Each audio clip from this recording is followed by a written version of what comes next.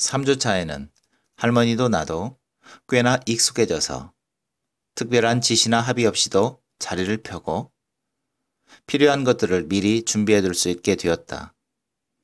외곽 작업은 거의 갈무리 되었지만 꽃에 색을 채워넣는 채색 작업은 시작조차 하지 않아 지난번보다 속도를 내기로 했다.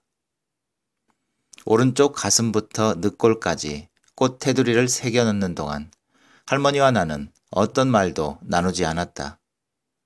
지난 작업 이후로 나와 할머니의 관계는 더 서먹해진 것 같았다.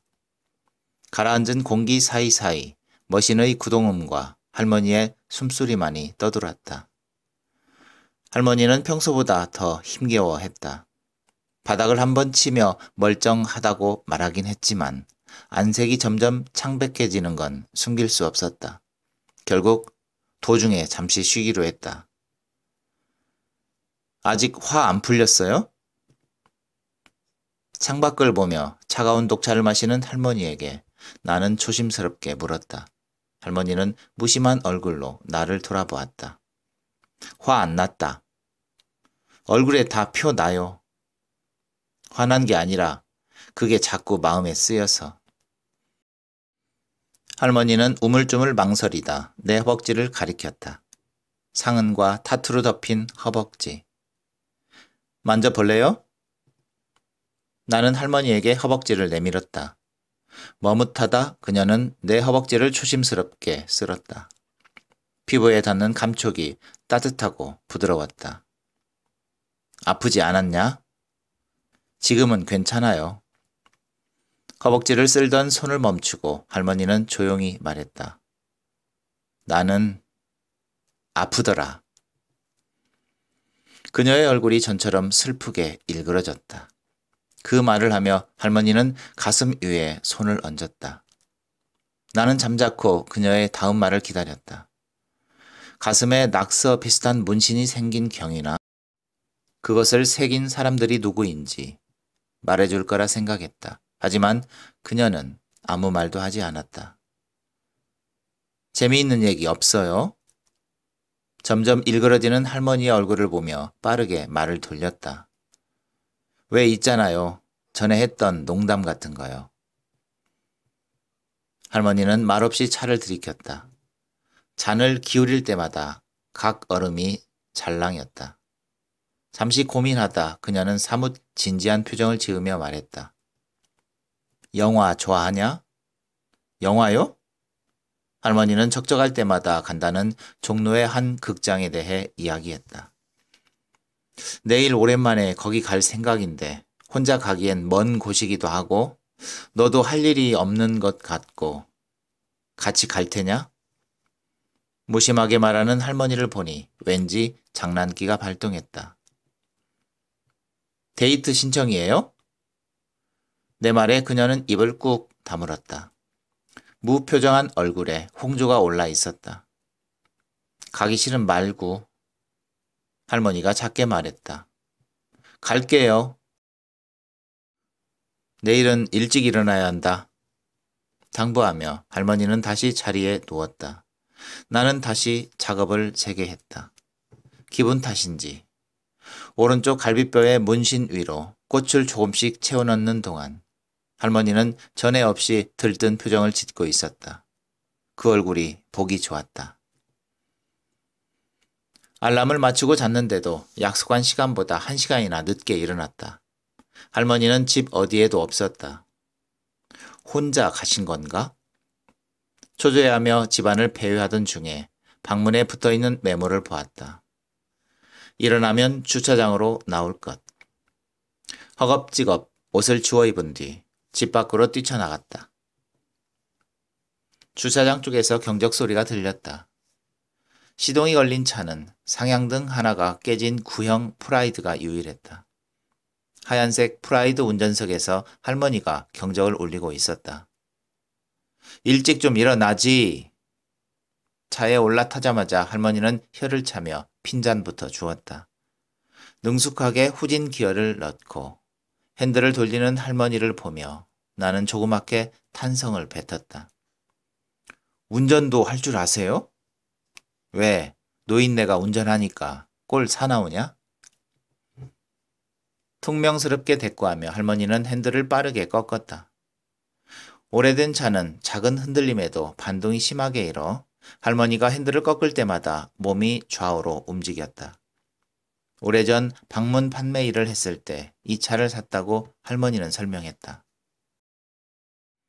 무거운 리어카를 끌고 이 집 저 집 다니니까 몸이 쑤셔서 면허를 땄는데 좋더라.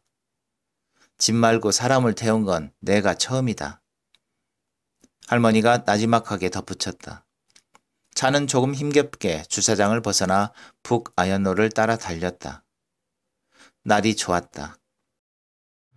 잎을 늘어뜨린 플라타너스가 햇빛을 받아 푸르게 빛나고 어두운 나무 그늘 밑으로 사람들이 나란히 앉아 쉬고 있는 모습이 보였다. 할머니는 신호를 철저히 지켜가며 꾸준히 시속 50km로 달렸다. 차창으로 불어오는 바람이 시원했다. 여름의 풍경들이 적당한 속도로 지나가고 있었다. 극장은 낙원상가 안쪽에 있었다. 공용 주차장에 차를 세워놓고 할머니와 나는 극장까지 조금 걷기로 했다. 주차장을 빠져나와 탑골 공원을 나란히 걷는 내내 할머니는 팔짱을 지르고 있었다. 생각해보면 처음 만났을 때도 집에 있을 때도 그녀는 늘 화난 사람처럼 팔짱을 끼고 있었다. 팔짱 좀 풀면 안 돼요? 팔짱? 할머니가 의아한 얼굴로 나를 바라보았다. 할머니는 항상 팔짱을 끼잖아요. 처음 만났을 때도 그렇고 지금도요. 그게 나쁜 거냐? 외로워 보이잖아요. 심술 맞아 보이기도 하고. 할머니는 무슨 말을 하려는 듯 입술을 달싹거리더니 팔짱을 더 단단히 지르고 앞서 걸었다. 하여간 고집은. 빠르게 걷는 할머니를 나는 조용히 뒤따랐다. 극장 주변에서 참을 수 없을 만큼 고소한 냄새가 풍겼다. 유니폼을 입은 늙은 남자가 입구에서 매표를 하며 팝콘을 튀기고 있었다. 오즈씨 오셨네? 극장 안으로 들어서는 할머니를 보며 그는 반갑게 인사했다. 오랜만에 오셨네? 할머니는 고개만 까딱 숙일 뿐 별다른 반응을 보이지 않았다. 극장 안은 사람 하나 없이 회행했다. 영상하는 영화도 상영관도 딱 하나뿐인 작은 극장이었다. 내가 표를 끊는 동안 할머니는 소피가 급하다며 화장실로 향했다. 할머니가 떠나자 매표원은 호기심 어린 눈빛으로 나를 보았다. 꼭 닮았네, 눈매가. 그는 사람 좋게 웃으며 말했다. 오즈씨 손녀인가 보죠?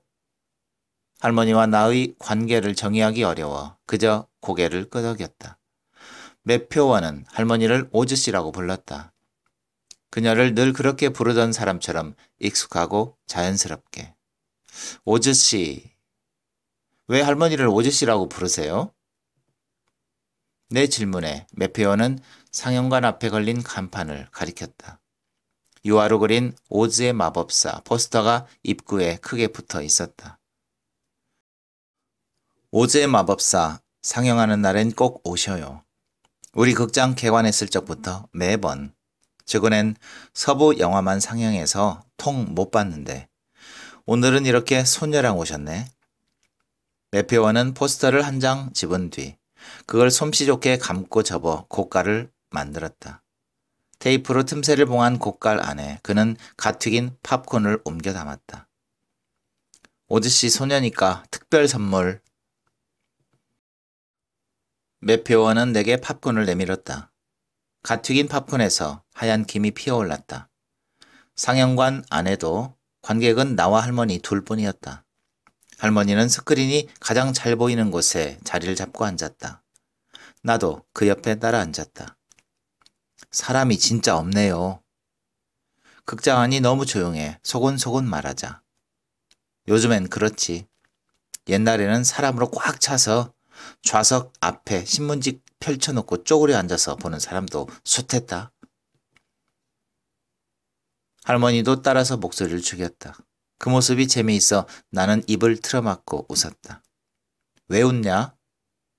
할머니가 작은 목소리로 물었지만 대답해주지 않았다. 영화가 시작되기 전 흑백의 로니툰이 몇 편 상영되었다. 아까 보았던 매표원이 영사실 안에서 부지런히 영사기를 돌리고 있었다. 검은 고양이 실베스터가 트위티를 쫓아 물에 빠지고 넘어지는 장면을 보며 나는 크게 웃었다. 객석이 어두워 잘 보이지 않았지만 할머니의 얼굴에도 웃음기가 어려있는 것 같았다. 어둠 속에서 이따금 훗훗 웃음을 참는 소리가 들려왔으니까. 사자가 울부짖는 MGM의 로고가 지나가고 영화가 시작되자마자 할머니는 팔짱을 지르고 자세를 바꾸었다. 내가 팝콘을 내밀어도 먹는 채 마는 채 온전히 영화에만 집중하고 있었다. 팔짱을 끼면 정없는 사람처럼 보이는데 흐트러짐 없이 꼿꼿이 앉아있는 할머니를 나는 보며 생각했다. 도로시가 Somewhere Over the Rainbow를 부르고 마블 교수를 만난 이후부턴 잠이 쏟아졌다. 세피아 톤의 지루한 장면들이 내내 이어졌다. 꾸벅 졸며 정신을 못 차리는 나와 달리 할머니는 영화를 처음 본 사람처럼 시종일관 스크린에서 눈을 떼지 못했다. 개관했을 때부터 이 영화를 찾아봤으면 도대체 몇 번이나 본 걸까? 100번? 1000번? 허리케인이 불고 집이 날아가고 불규칙한 곡조의 관현 악곡이 흘러나오는 동안 쌍꺼풀은 서서히 감겨왔다. 잠에서 깬 건 어깨에 살이 닿는 감촉 때문이었다. 살짝 눈을 떴다. 할머니가 꼭 지르고 있던 팔짱을 풀고 내 어깨에 조심스럽게 팔을 두르고 있었다. 할머니의 살에서 자두 냄새가 났다. 달달하고 향긋한 냄새. 그 냄새를 맡으며 나는 잠든 척을 했다. 내가 눈을 감는 순간 할머니가 몸을 움찔했다. 놀라 다시 눈을 떴다. 스크린 속 세피아톤의 밋밋한 화면이 컬러로 서서히 전환되고 있었다. 물감이 번지듯 천천히. 연꽃이 떠있는 호수와 장미 넝쿨이 만발한 정원이 색을 되찾고 색채가 없던 도로시와 토토에게도 색이 입혀졌다. 토토, 여긴 캔자스 같지 않아. 무지개를 타고 온 게 확실해. 따뜻한 색으로 덧입혀진 오즈를 천천히 거니는 도로시를 보며 할머니는 환하게 웃었다. 웃을 때면 왼 뺨에 보조개가 잡히는구나. 할머니의 웃는 얼굴을 몰래 훔쳐보며 나는 생각했다. 오즈씨라는 부드러운 이름과 왼뺨의 보조개가 묘하게 어울렸다. 영화를 다 보고 나왔는데도 밖은 여전히 환했다. 산책을 겸해 할머니와 탑골공원부터 고궁이 이어진 골목을 천천히 걷기로 했다. 고궁이 시작되는 지점부터 할머니는 자주 걸음을 멈췄다.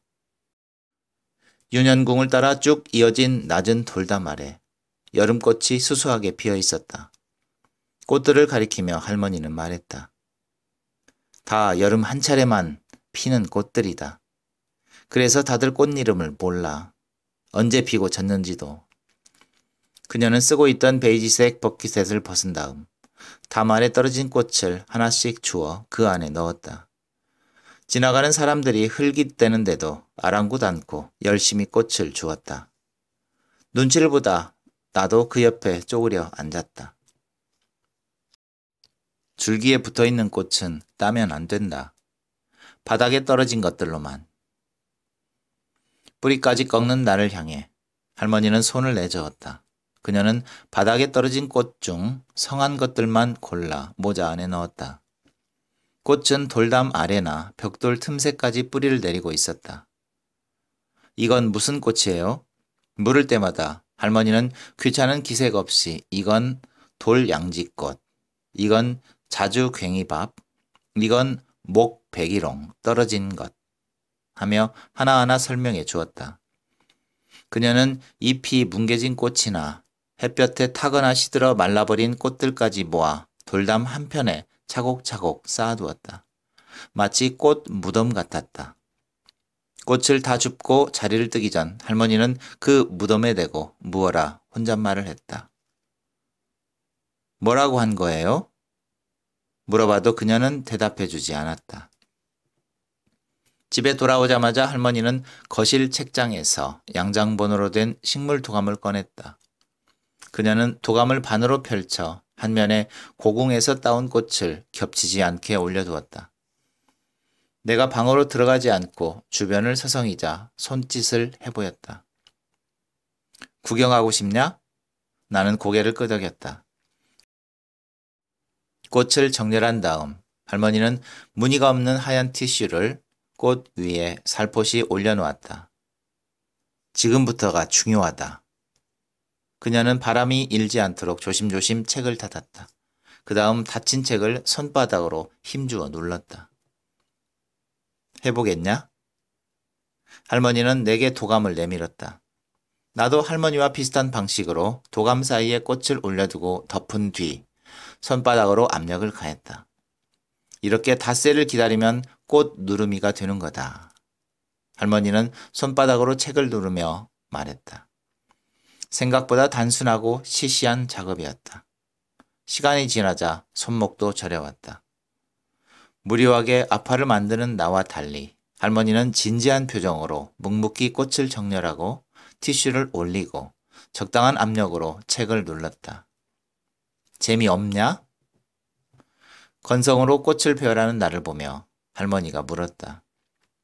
화들짝 놀라 고개를 저었지만 속내를 들킨 것 같아 부끄러웠다.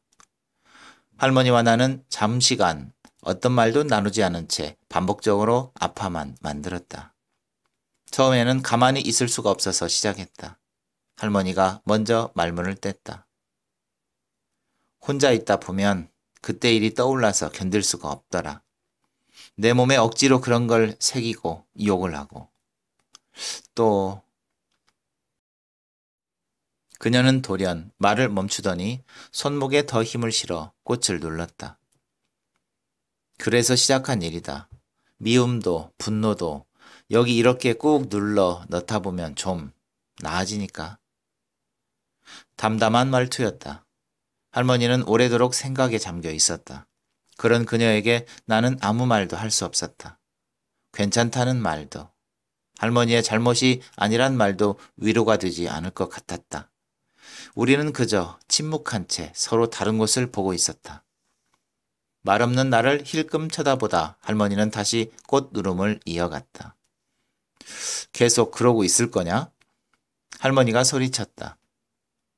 정신을 차리고 힘껏 꽃을 눌렀다. 모자 한가득 담겨있던 여름꽃이 점차 바닥을 드러내고 있었다. 그 밤에는 악몽을 꾸었다.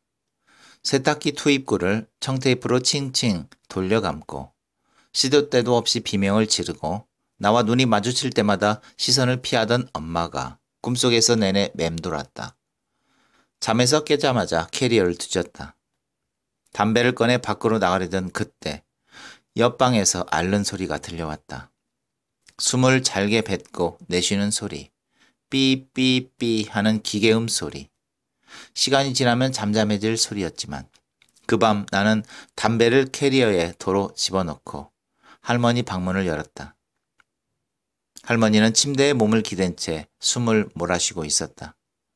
주변이 어두워 그녀의 실루엣만 언뜻 보일 뿐 얼굴은 잘 보이지 않았다. 삐삐삐삐. 느린 박동에 귀를 기울이며 나는 천천히 침대 맡까지 걸어갔다. 앉았냐? 힘이 모조리 빠진 것 같은 목소리로 할머니는 말했다. 소리 때문에 잘 수 있어야죠. 할머니가 그러듯 풀어 묵뚝뚝하게 대꾸해 보았다. 흣흣. 어둠 속에서 희미하게 웃음 참는 소리가 들렸다. 그녀의 인공 심장은 그 와중에도 곧 멈출 것처럼 여린 박동으로 뛰고 있었다. 병원 가보면 안 돼요? 나중에. 할머니는 고개를 저은 뒤 가슴부터 배꼽 위까지 손바닥으로 천천히 쓸어 내렸다. 이거 다 새기면 그때. 흉부에 있는 문신과 흉을 보여줬을 때 사람들이 어떤 반응을 보였는지 한결같은 그 반응들이 자신을 얼마나 비참하고 아프게 만들었는지 할머니는 짧게 이야기했다. 그녀는 늘 자신의 이야기를 길게 하지 못했다. 말주변이 없어 그렇지. 할머니는 그렇게 말했지만 그게 사실이 아니라는 걸 나는 알고 있었다. 그녀의 침묵 뒤에 감춰놓은 이야기를 짐작하며 고개를 끄덕였다. 어둠에 익숙해져 시야가 조금 환해졌을 무렵 할머니가 말을 이었다. 너는 꿈이 뭐냐? 타투 그거냐? 없어요. 나는 고개를 저었다. 타투는 할머니까지만 하고 접으려고요. 어차피 재능도 없고. 잠시 생각하다 덧붙였다. 그리고 나는 꿈, 희망 그런 말 싫어해요. 나한테 해준 게 없거든요, 그게. 어둠 속에서 할머니는 나를 빤히 바라보았다. 너 꼭 겁쟁이 사자 같다. 그녀는 쉽게 겁을 내고 안주하는 오제 마법사 속 겁쟁이 사자에 대해 이야기했다. 용기를 가지기 위해 에메랄드 시티로 떠나는 사자에 대해, 막막한 여정 속에서 자주 겁을 내고 움츠러드는 겁쟁이 사자에 대해 그녀는 더듬더듬 설명했다. 그녀의 이야기를 들으며 나는 괜히 퉁명을 부렸다. 겁내고 울고 짜고 그런 건 하나도 멋지지 않아요. 찌질하지. 할머니는 내 허벅지에 손을 얹은 뒤 조용히 속삭였다. 그게 진짜 멋진 거야. 우둘투둘한 상은 위로 부드럽고 따뜻한 손이 지나갔다. 난 너 그거 계속 했으면 좋겠다. 타투인가 그거. 도망치지 말고. 호흡을 한번 가다듬고 할머니는 말을 이었다. 그거 할 때 너 참 좋아 보이더라. 무슨 말을 해야 할지 몰라 멋쩍게 있다. 할머니의 손 위에 내 손을 조심스럽게 포겠다. 할머니의 손이 상흔을 더듬을 때마다 내 손도 같은 방향으로 천천히 움직였다. 50bpm의 고요한 박동 속에서 우리는 손을 겹친 채 오래간 서로를 마주 보았다. 외곽을 그려놓던 때는 한여름이었는데 그새 밤낮으로 날이 서늘하고 해가 이오는 시간이 조금 빨라져 있었다. 9월 초순부터 나는 미술학원에 다니기 시작했다. 뭐든 해보라는 할머님의 부추김 때문이었다. 그림을 한 번도 배운 적 없는 내 실력은 다른 수강생들에 비해 한참 모자랐다. 밤낮 없이 대생 연습을 하고 크로키를 숙련하는 동안 할머니 몸에 꽃을 새기는 작업은 계속 유보되었다. 정신없이 진도를 따라잡느라 계절이 바뀌는 것도 눈치채지 못하다 자두를 팔던 트럭에서 청귤을 파는 걸 봤을 때 비로소 길었던 여름이 지나고 있다는 걸 실감했다. 막 9월 달력을 뜯고 10월을 맞이한 주에 할머니와 나는 거실에 모였다. 볕이 좋은 토요일이었다. 오늘은 안 나가도 되냐? 할머니가 물어 오늘은 휴일이라고 답해 주었다. 전엔 만날 쉬는 날이더니. 할머니가 얕게 웃음 지었다. 그녀의 왼뺨에 살짝 보조개가 졌다. 절기를 3번쯤 지나온 동안 타투 위에 내려앉았던 딱지는 말끔히 벗겨져 있었다. 그 후에 생기는 각질과 투명한 피부막도 이제는 거의 남아있지 않았다. 착색이 잘 된 푸른 꽃이 햇볕에 반질반질하게 빛났다. 하얀 잉크로 꽃의 틈새와 테두리를 메웠다. 명암까지 주니 본래 문신을 했던 자리라곤 생각할 수 없을 정도로 깔끔해졌다.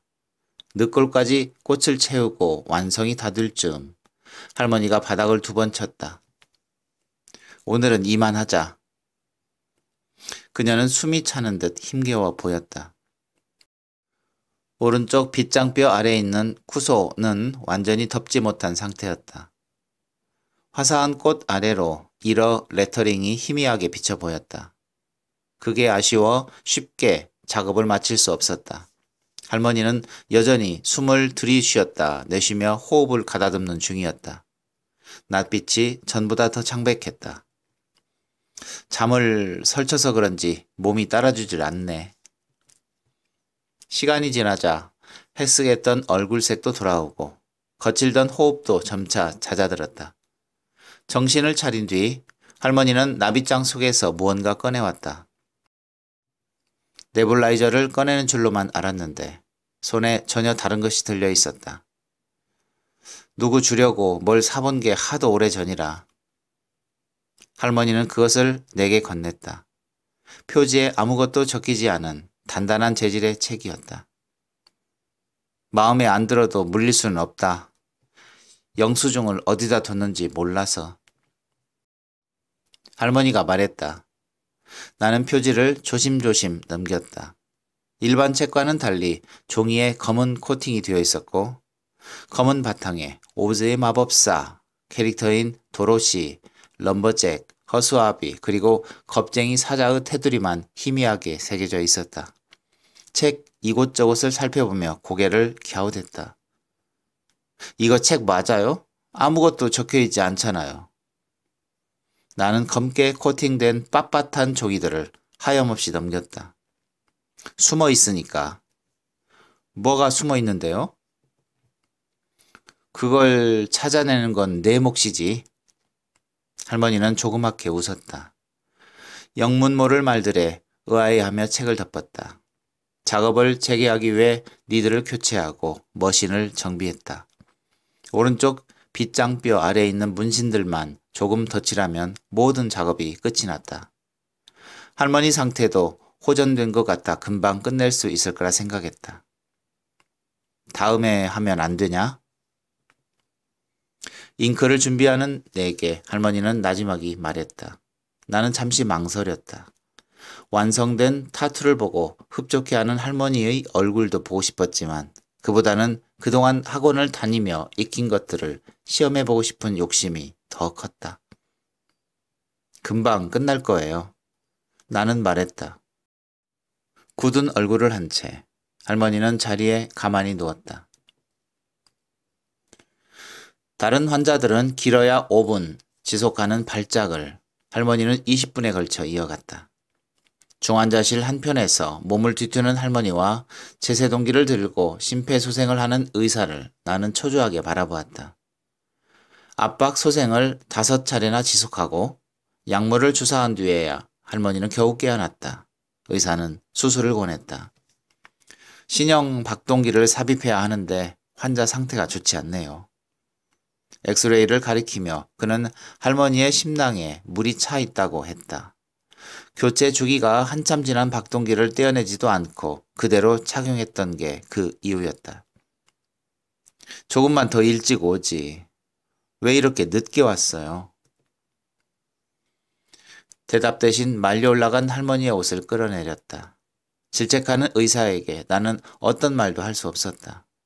할머니가 병원에 입원한 2달 동안 문안을 온 사람은 아무도 없었다. 하우스 쉐어링에 대한 공문을 전하기 위해 구청 직원이 한 차례 들렀을 뿐이었다. 할머니 가족들한테는 연락 왔어요?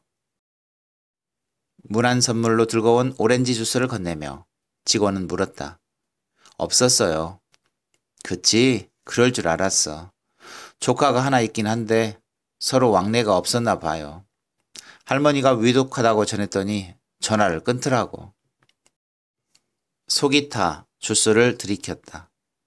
오렌지의 시고 쓴 맛이 입안에서 잠시 고였다 사라졌다. 직원은 가져온 공문을 하나씩 펼쳐 보였다. 계약 만료에 대한 서류들이었다.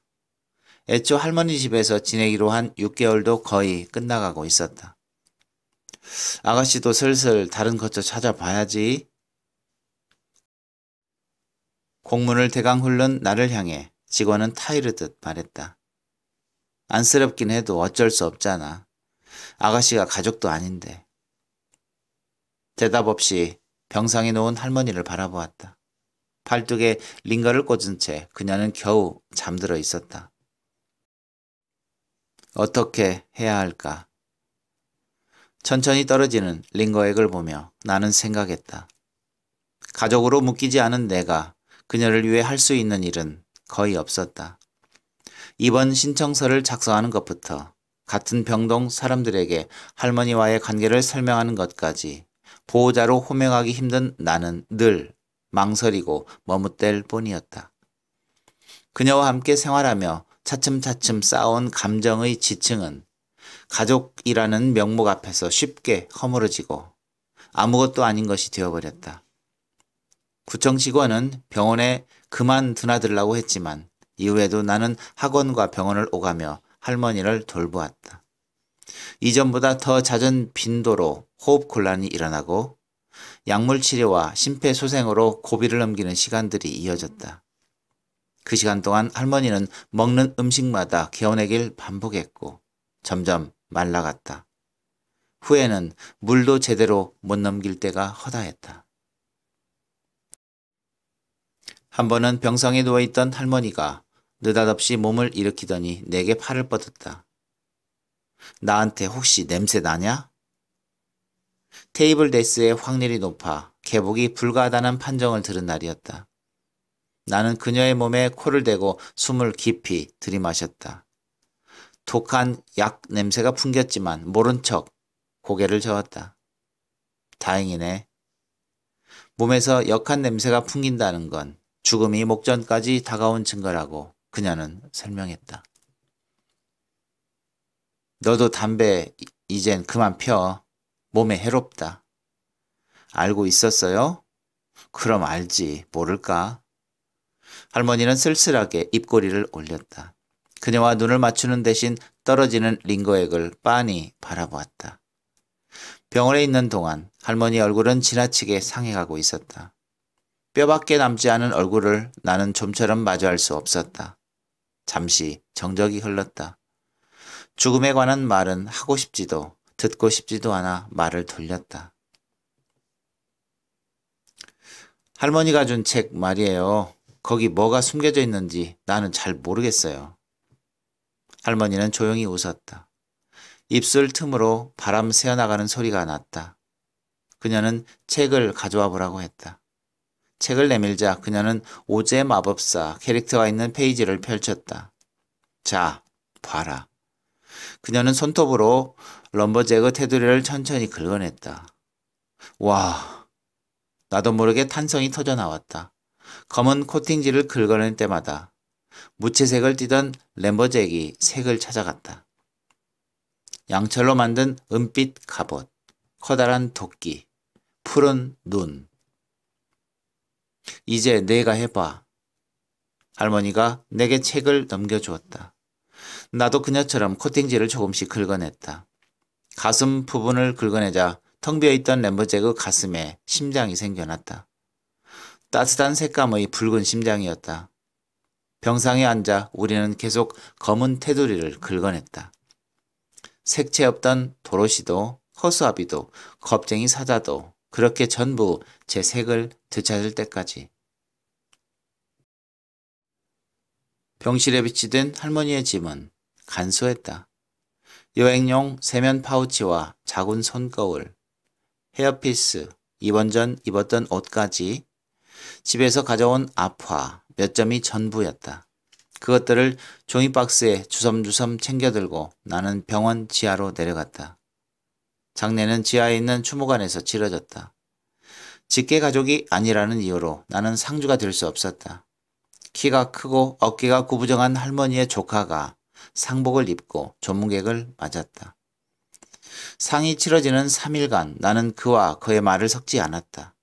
할머니와 나의 관계에 대해 집요하게 캐묻는 그에게 아무 사이도 아니라고 얼버무린 게 대화의 전부였다. 하나 씨는 어려서 이런 게 왜 중요한지 모를 수도 있겠네. 그는 내 이름을 다르게 불렀다. 하나가 아니라 하라라고 고쳐주어도 다음에는 다시 하나라 불렀다. 몇 차례 변호사가 다녀갔고 할머니의 재정 상태와 재산 목록에 대해 그와 진지하게 의논했다. 상속세는 언제쯤 신고해야 되고 유품은 어떻게 처분할지 대화를 주고받으며 그들은 자꾸만 내 쪽을 힐끗댔다. 그때마다 나는 멋쩍게 안치실을 나가 공터에서 담배를 피웠다. 한 번은 그가 담배를 태우는 내 곁에 다가와 넌지시 물었다. 하나 씨는 가족이 없어요? 잠시 이모를 떠올리다 오래전 가족을 잃었다고 답했다. 젊은 사람이 안 됐네. 그는 중얼댔다. 멀거니 서 있는 그에게 나는 담배를 내밀었다. 금연중이라서. 은단을 입에 털어넣으며 그는 말했다. 입주 계약을 6개월로 잡았다고 들었는데. 네. 퇴거가 얼마 안 남았겠네요. 그의 입에서 맵고 화한 냄새가 훅 풍겼다. 혹시 이번 전에 고모님이 하나 씨한테 남겨준 유품이나 서류는 없어요? 그런 건 없다고 거듭 말해도 그는 끈질기게 재산 상속에 대해 아는 바가 있느냐 묻고 변호사와 나눈 특별 연고자 부녀분에 대해 설명했다. 사망 전 생계를 함께한 연고자의 경우 상속 재산의 일부를 부녀받을 수 있다. 변호사에게 듣기론 연립이 고모 명의로 되어 있는데 아무래도 그건 가족에게 상속되어야 온당하지 않느냐 같은 말들을 마구잡이로 쏟아냈다. 조카가 하나 있긴 한데 서로 왕래가 없었나 봐요. 할머니가 위독하다고 전화했더니 전화를 끊더라고. 구청 직원의 말이 머릿속에서 자꾸 맴돌았다. 할머니의 안부나 생전의 일들은 전혀 궁금해하지 않고 오로지 상속이니 부녀니 하는 말만 뱉어내는 사람을 가족이라 부를 수 있을까? 화가 치밀어 오르고 속이 끓다가도 짙은 눈썹이나 날카로운 눈매, 이런 부분이 할머니와 묘하게 닮은 그를 보면 내가 아니라 그가 할머니의 가족이라는 것을 절감할 수밖에 없었다. 연립에 대한 언질도 없었나요? 하나 씨한테 넘겨준다거나 하는. 묻는 그에게 나는 나지막이 말했다. 하나가 아니라 하라예요. 네? 내 이름은 하나가 아닌 하라라고. 그러니 내키는 대로 아무렇게나 부르지 말라고 쏘아붙였다. 하고 싶은 말은 많았는데 할 수 있는 말은 딱 그뿐이었다. 어안이 벙벙한 얼굴을 한 그를 내버려둔 채 나는 장례식장 안으로 들어갔다. 할머니의 조카는 내게 장지에는 오지 말라고 부탁했다. 고맙지만 앞으로의 절차는 제가 처리할게요. 정중하고도 단호한 말투였다. 나는 어떤 말도 하지 못했다. 발의는 조용히 진행되었다. 우는 사람도, 기도를 하거나 작별 인사를 하는 사람도 없었다. 애초에 조문객도 얼마 없는 조용한 장례식이었다. 화장장 맨 끝에 서서 나는 할머니의 관이 가마로 들어가는 광경을 지켜보았다. 또다시 끝이구나. 고요히 타오르는 가마 앞에서 나는 중얼댔다. 요한의 죽음, 엄마의 자살. 일생 동안 내가 겪은 상실과 사별이 스쳐갔다. 누군가의 죽음을 접할 때마다 밀려오는 허무와 절망도 다시금 발화되었다. 유골은 작은 나무 상자에 담겨 장지로 옮겨졌다. 장지로 향하는 행렬을 지켜보다 나는 머뭇머뭇 돌아섰다. 이제 어디로 가야 할지 알 수 없었다. 베란다에 말려놓은 꽃잎들은 햇볕에 바싹 타들어가 있었다. 부서지는 꽃잎들을 그대로 방치한 채 나는 방으로 들어갔다. 다시 할머니의 연립으로 돌아왔지만 무얼 어디서부터 시작하고 정리해야 할지는 막막했다. 돌아갈 곳도 나를 받아줄 곳도 더는 없었다. 말소리 하나 들리지 않는 고적한 집에서 무기력하게 잠을 자고 끼니를 때우고 서성였다. 할머니 방에는 거의 들어가 보지 않았다. 할머니의 물건도 냄새도 고스란히 남아있는 방에 들어서면 물기 없이 건조했던 가슴에 조금씩 물이 차오르는 것 같았다.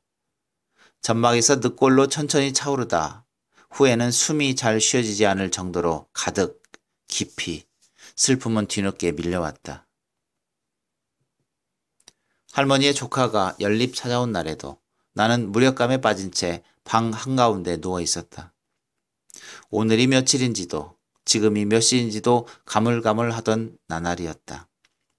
몇 차례 현관문 두드리는 소리가 들렸고 누군가 무어라 외치는 소리도 잇따라 들려왔다. 그 즈음에는 바깥에서 들리는 사람 소리에도 흠칫 놀라곤 했다. 숨을 죽인 채 외시경으로 바깥을 확인했다. 처음에는 누군지 알아보지 못하다 하라씨, 하라씨 부르는 소리에 그인 줄을 알아챘다. 그 사람이 왜? 머릿속에서 온갖 생각이 뒤섞였다. 이제 정말 이 집을 나갈 때가 되었구나. 그런 생각도 들었다. 외시경에서 눈을 떼고 한참을 망설이다 나는 문을 열었다. 이런 곳에 살고 계셨구나. 20평 남짓한 집안을 부산하게 돌아다니며 그는 누수를 확인하고 하자를 살폈다. 최근 부동산업자가 방문한 적 있는지 내게 묻기도 했다.